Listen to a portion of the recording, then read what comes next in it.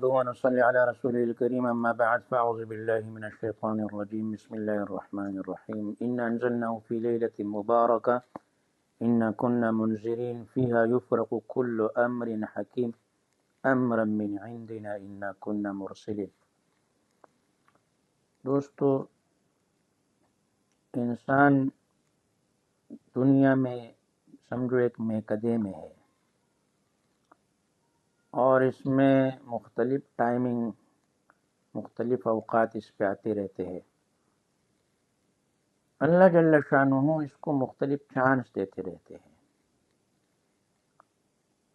اور چونکہ وہ مجموعی حالت ایسی بن جاتی ہے، اللہ کائنات کی کیفیت ایسے بنا دیتے ہیں کہ اس میں بہت سارے لوگوں کو، چونکہ ماحول کے اثرات ہوتے ہیں تو ماحول ایسا بن جاتا ہے کہ ان کا دل نیکی کی طرف خود سے بڑھ رہا ہوتا ہے، جیسے رمضان المبارک ہے. اسی طرح شب برات کی رات ہے. مجھے وہ وقت یاد ہے جب ہم چھوٹے تھے، چھوٹے سے مطلب 15 16 17، پورا تو یاد نہیں ہے، تو ہمارے 3 4 دوست تھے. شب برات کو ہم جاگ رہے تھے کیونکہ ماحول بنا ہوا تھا. وہ ہمارے جو دوست تھے وہ شب برات کو جاگتے ہوئے انڈیا کے گانے سن رہے، یہ ان کا جاگنا تھا. ہمارے یہاں بھی آج کل ایسا ہوتا ہے، قبرستانوں میں جاتے قوالیاں لگا دیتے.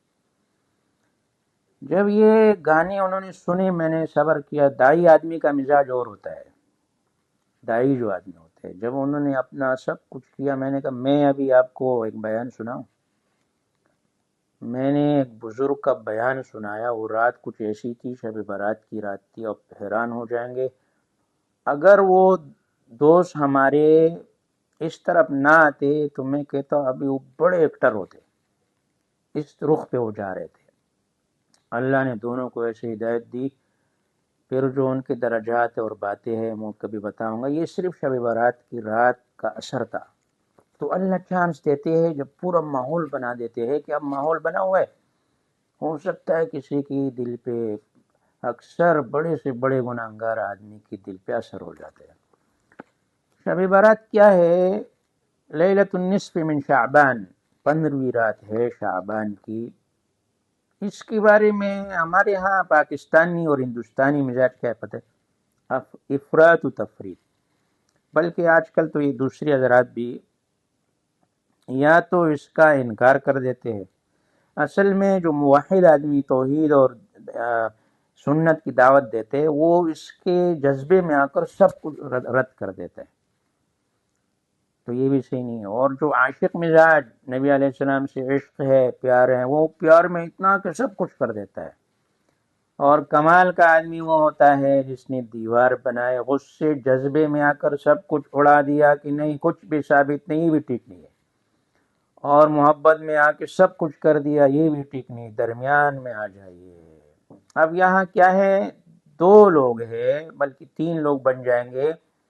ایک یہ کہتے ہیں کہ شب برات کا سرے سے تصور ہی نہیں ہے. اور یہ ایسا نہیں کہ ابھی کہہ رہے، متقدمین میں سے بھی بعض حضرات نے اس کا رد اسی لیے کیا کہ لوگوں نے اس میں بہت زیادہ غلو کر دی. انہوں نے کہا بالکل کچھ نہیں ہے، چونکہ روایات ضعیف ہے. اور قرآن کی جو آیت ہے انا انزلناہ فی لیلۃ مبارکہ، وہ تو لیلۃ القدر کے بارے میں، شب برات کے بارے میں نہیں ہے. اس پہ میں چونکہ میں چاہتا ہوں دونوں سائڈ کے لوگ درمیانی اس حالت پہ آ جائے، تو میں ذرا کچھ معمولی سا تحقیقی بیان کرتا ہوں. میں اس چینل میں تحقیقی بیان نہیں کروں گا، اس کے لیے ہم کوشش کریں گے بعد میں اللہ ہمیں کام کرنے کی توفیق دے. تحقیقی مواد ہمارے ایک اور چینل ہوگا، یہ عوامی باتوں کے لیے ہوگا، جو گاڑی بات اس میں نہیں ہوگی. یہ شروع سے انا انزلناہ فی لیلۃ مبارکہ میں جمہور مفسرین فرماتے ہیں کہ یہ لیلۃ القدر یعنی رمضان کے بارے میں ہے. اور مجاہد، اکرمہ نام جو تابعی ہے، بہت بڑے آدمی، وہ کہتے کہ نہیں یہ شب برات کے بارے میں ہے. اس کے بعد احادیث کی طرف آتے تو 17 صحابہ کرام سے روایات ثابت ہے. میں نے جمع کی، اگر ہوا تو ہم اس میں ڈال بھی دیں گے کمنٹ سیکشن میں، آپ وہاں سے اٹھا بھی لینا اگر ہوا تو. وعدہ نہیں ہے، مگر آسان ہوا تو ہم ڈال دیں گے. 17 صحابہ کرام، اگرچہ وہ روایت ضعیف ہے، لیکن یہ ضعیف روایات جب زیادہ ہو جاتی ہے، جمع ہو جاتی ہے، تو وہ، میں یہ ان لوگوں کو بات کر رہا ہوں جو اس کا انکار کرتے ہیں، تو اس کو پھر ایک درجہ مل جاتے ہیں۔ اور ان میں سے سب سے جو سخت آدمی ہے وہ علامہ البانی صاحب ہے احادیث کے بارے میں، کہ وہ احادیث کے ضعف کے بارے میں بہت متشدد ہے، وہ ضعیف قرار دیتے تھے۔ لیکن علامہ البانی صاحب نے سلسلۃ الاحادیث الصحیحہ، جو حضرت کی کتاب ہے 1144، اس میں حضرت فرماتے ہیں کہ حسن درجے کی یہ روایت ہے، اور حضرت کی رائے بھی اپنی یہ ہے کہ شب برات کا ثبوت ہے، من حیث المجموع شب برات ثابت ہے۔ تو البانی صاحب جیسے آدمی نے اگر یہ کہہ دیا کہ ثابت ہے، اور 17 روایات، اس کے بارے میں ایک اور بات بتا دوں، اس کے حوالے بھی میں نے جمع کیے، ممکن ہے دے دیں گے آپ کو اگر ہوا تو۔ وہ یہ ہے کہ فضائل میں ضعیف روایت چل جاتی ہے 3-4 شرائط کے ساتھ ہے۔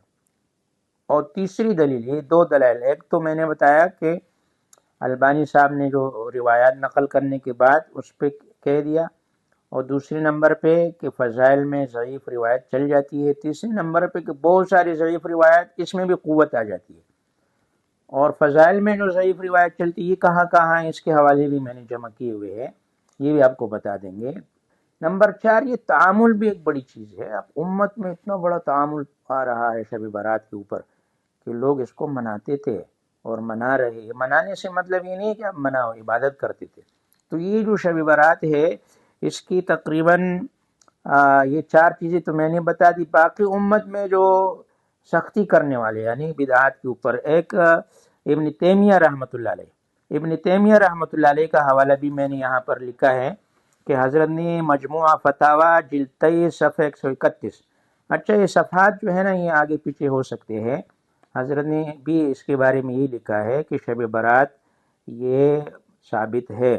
امام شافعی صاحب رحمۃ اللہ علیہ نے کتاب الام میں لکھا ہے، اور حضرت فرماتے ہیں کہ 5 راتیں ہیں جس میں دعا قبول ہوتی ہے، اس میں ایک شب برات کی رات ہے۔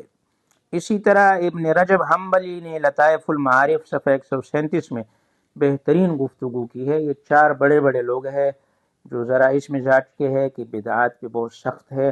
اس سے معلوم ہوا کہ شب برات کی رات وہ ثابت ہے۔ یہ بالکل رد کرنے والے یہ اس طرف آ جائے۔ باقی دوسرے حضرات اس میں ایک نماز پڑھتے ہیں صلاۃ الفیہ کے نام سے، اور قبرستانوں میں جاتے ہیں، وہ جو روایت ہے وہ پہلے ویسی بھی ضعیف ہے، اور آپ صلی اللہ علیہ وسلم نے زندگی میں ایک مرتبہ قبرستان گئے تھے، بقیع میں جو آپ گئے تھے، اور اس سے آگے بڑھ کر چراغا کرنا اور حلوہ بنانا اور دیگے بنانا، یہ تو عجیب عجیب باتیں ہیں۔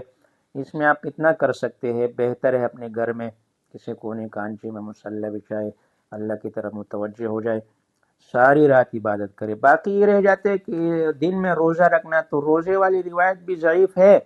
اس کی عملی صورت آپ تطبیق کے لیے ایسا کر سکتے ہیں کہ ایام تشریق کے روزوں کی بڑے فضائل ہے، 13، 14، 15۔ تو اسلامی مہینے کے 13، 14، 15 آپ یہ تینوں روزے رکھ کے، حدیث میں آتے ہیں جو ایام تشریق کے روزے رکھتا ہے وہ ایسا ہے جیسے اس نے پوری زندگی روزے رکھے ہیں۔